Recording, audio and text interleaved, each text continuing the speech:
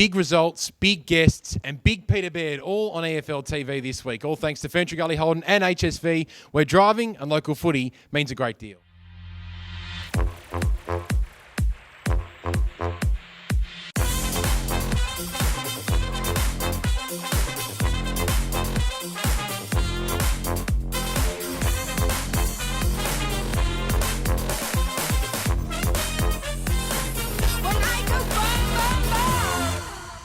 Yes, it's 7:11 time in the Eastern Football League. 7 rounds to go, 11 rounds gone, and we're looking forward to the upcoming weekend, round 12 in the Eastern Football League. One man who'll be all over it, as he always is, with all things EFL, is Peter Frosty Baird, and the Frosty one joins me here on EFL TV. Frosty, let's get stuck straight in, I should say, to Division 1. And let's have a look at the Division 1 ladder.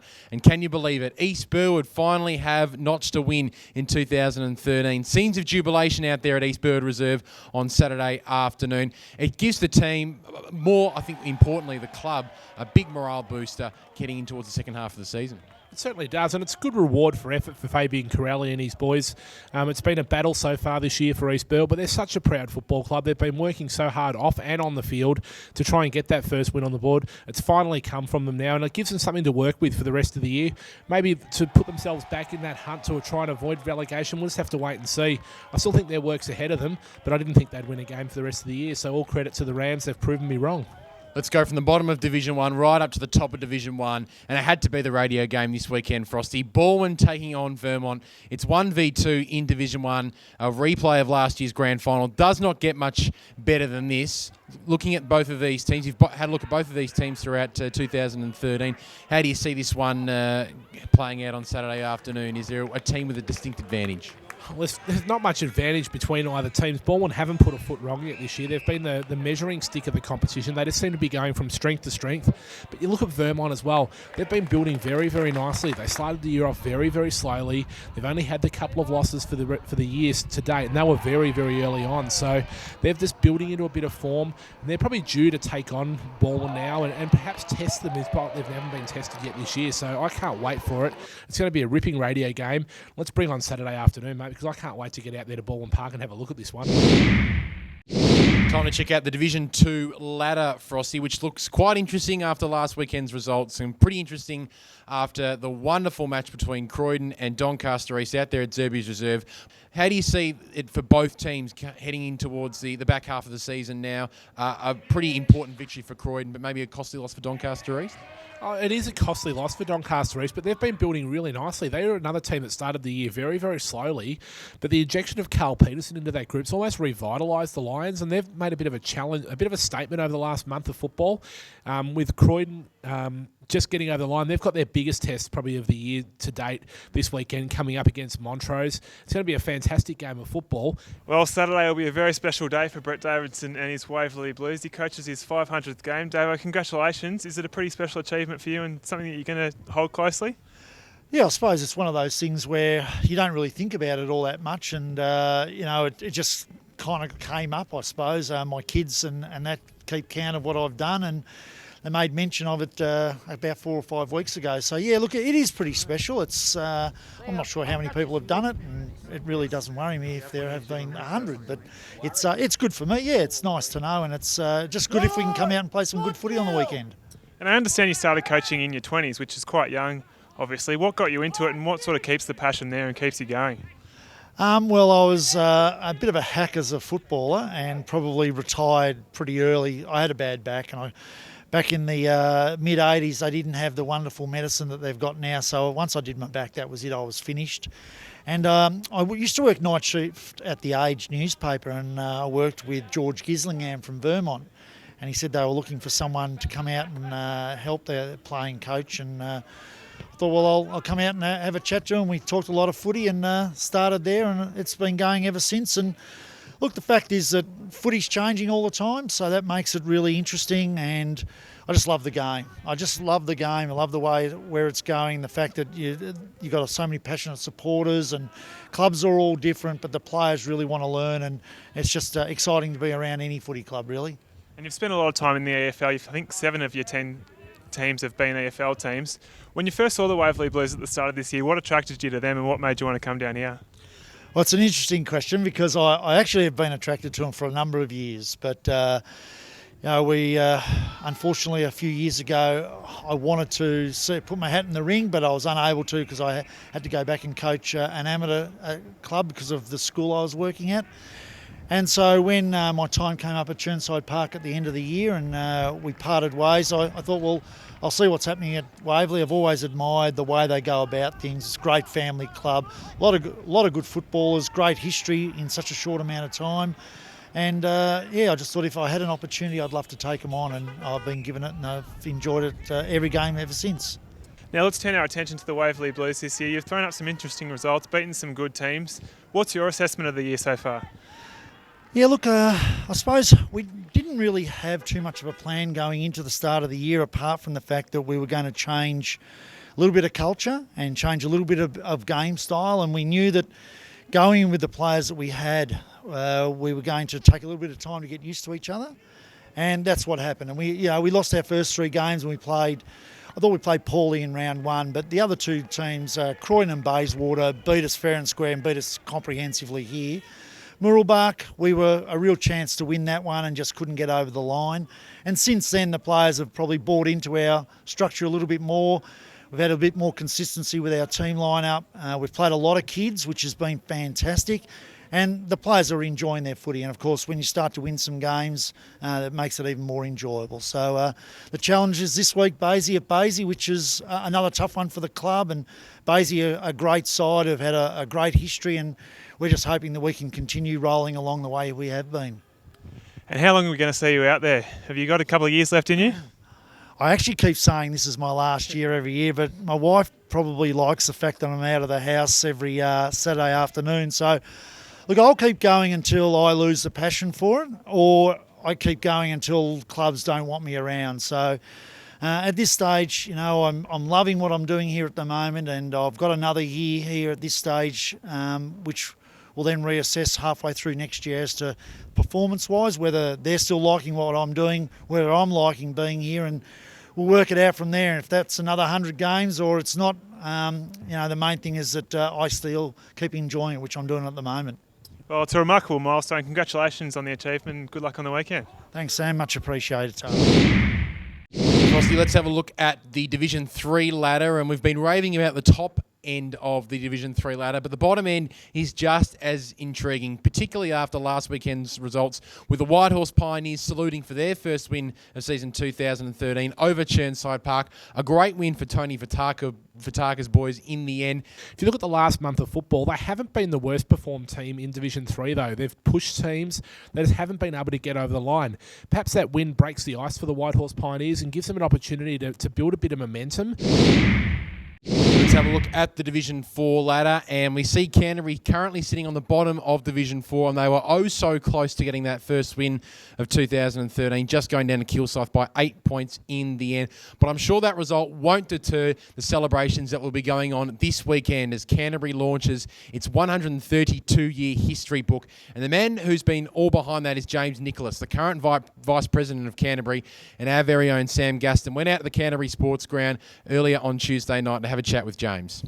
James, it's a great way to sort of put all that history into writing and celebrate what is really a strong club. Yeah, look, it's a wonderful time for the club. I mean, obviously on field we've been struggling. We're yet to win a game, but in terms of the history of the club, we're very proud of the history, and it's something that we hold dear as custodians. And you wrote this book. What was the reasoning for you in putting it all onto paper and in words? Well, I guess the fact that the club's 132 years old and never had a history written of it, it seemed a shame to me that such a club didn't have its history written up. So really, as a past player, I wanted to come down to the club and write up the history so it can be there for all the past players, everyone who's been involved with the club, to really give them that book with the history. So it's been an honour to do it. And how was the process? What were some of the most interesting stories that you realised along the way? Well, a lot of hours at the library and a lot of study time, but it just made me realise that the great history the club's got. I mean, the fact that we've played at the same ground since 1895, we've worn the same jumper since 1915, our club song dates back to 1964. So, just an enormous amount of history. And I think with the jumper, it was amazing to find out that our jumper came about because of the Anzacs in Flanders in Belgium. The community, to commemorate that event, chose the Belgian flag as the jumper for Canterbury. So that's something that we're enormously proud of. And on field as well, obviously the club has been successful for a long period of time. You're not winning games at the moment, but is that something that you can hope to turn around in the future? Yeah, for sure. I mean, any football club has its up times and down times, but we're a club that's won a lot of premierships. We've won 17 flags, 7 senior, 10 reserve premierships. Who knows? I mean, we're trying to build a successful club for the future. So we go out every week thinking we can get our first win on the board. And any club's got to be like that. You've always got to believe your next win's around the corner. And Saturday night is going to be a big one as well, with the gala dinner obviously on to launch the book. Can you tell me a bit about that?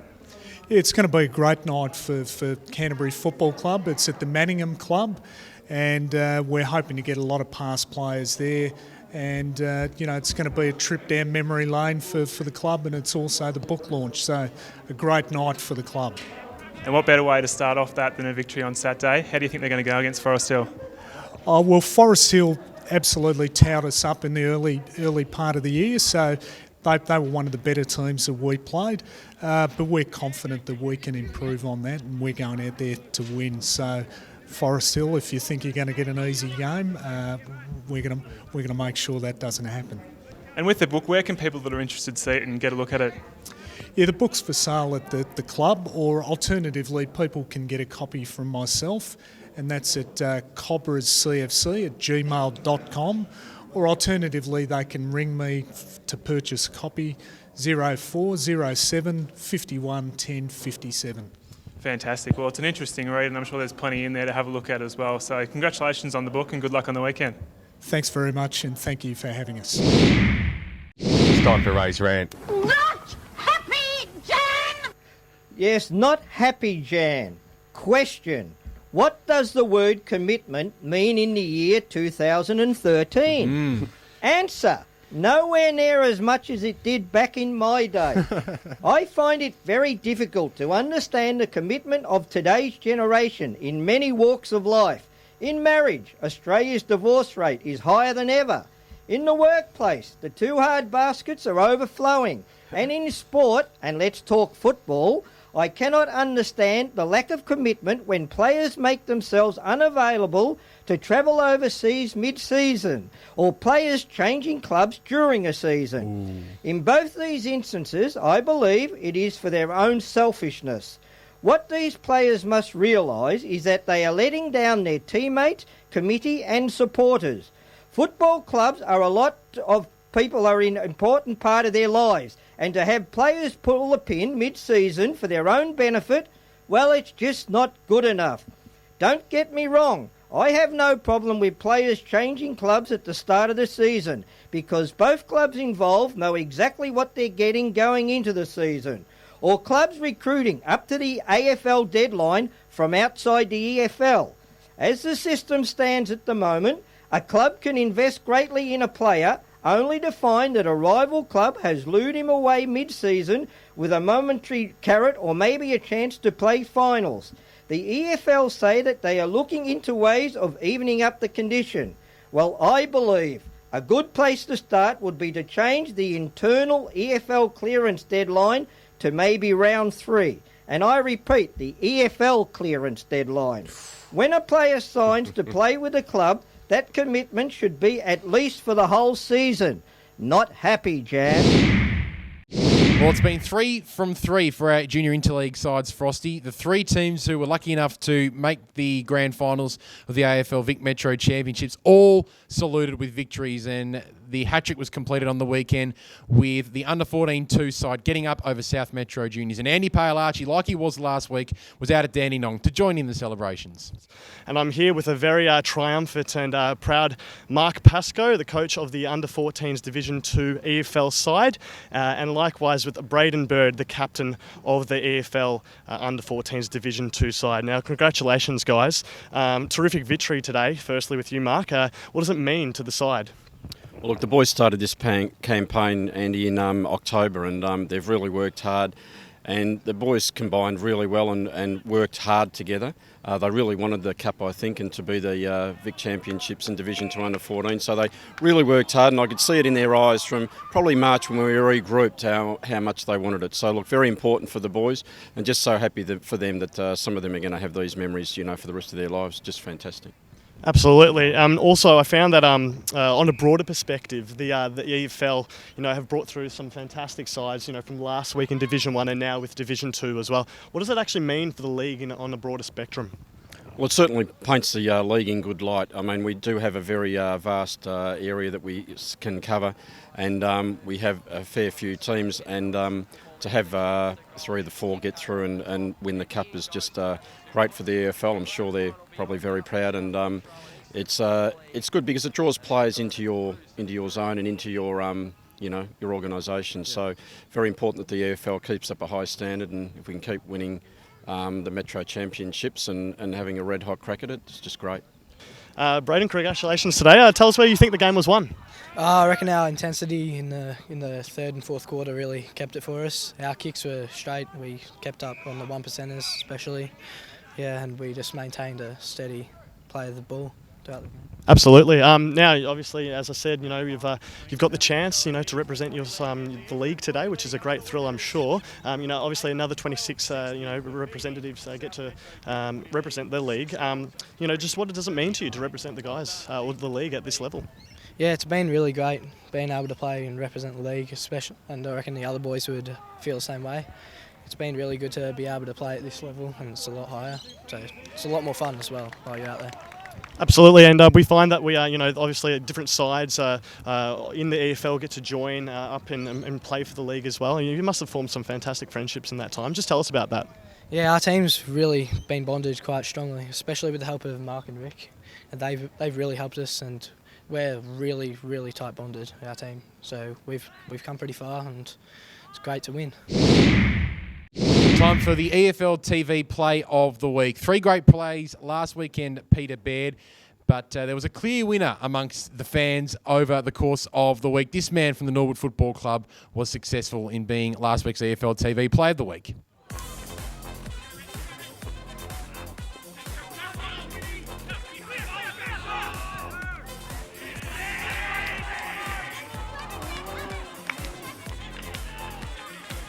Congratulations to Norwood's Zach Carroll, who almost nominated himself for the EFL TV Play of the Week, but someone nominated Zach in the end. So well done to Zach. You are this week's Play of the Week. Now, Frosty, we have been inundated with EFL plays and marks over the past 48 hours. So here's a selection of the best. A, B, C, and D. Check these out and then head to the poll to vote for your favourite.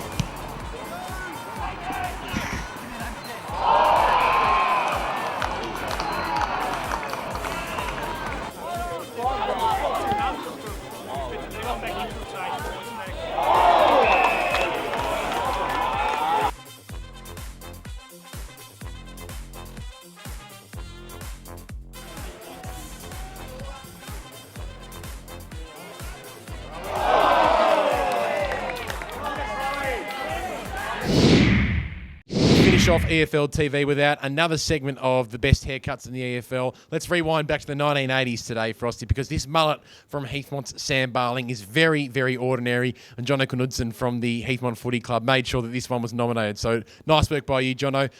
Probably not great work from you though, Sam, but not great work as well, Frosty, is some of the, well, we talk about haircuts, but the facial hair from some players I think is certainly egging on your father at the moment, but it certainly egged you on the weekend. You weren't too happy with some of the work you saw out at Heights Reserve.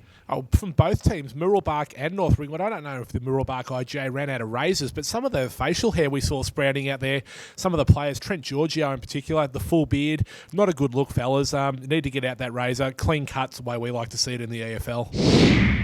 Well, there we have it. Another episode of EFL TV done and dusted. Round 12 upcoming. And this weekend's radio game, as we mentioned beforehand, is Balwyn taking on Vermont, as it should be as well. 1v2 out there at Balwyn SEN Park. It's going to be a beauty. 98.1 FM from 1 till 6 p.m. And, of course, streaming on efl.org.au. Frosty, I know you're just licking your lips and ready to head out there because it's going to be an absolute beauty. It's going to be a fantastic game. I'm just curious for an early midweek prediction from you, Ben Waterworth. I reckon Vermont. are going to hand their ball in their first loss of 2013. Are you with me?